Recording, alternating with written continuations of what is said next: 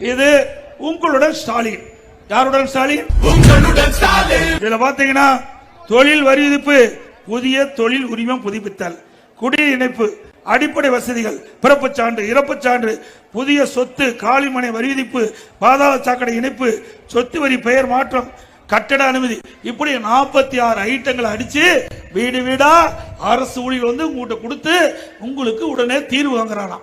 கிராமம் முதல் நகர வர 10,000 முகாம் பார், 46 சேவைகளும் வீடு தேடி வருது பார். கால் கடுக்க நின்னது போதும், குறையெல்லாம் சொன்னது போதும். வீடு தேடி அரசாங்கம்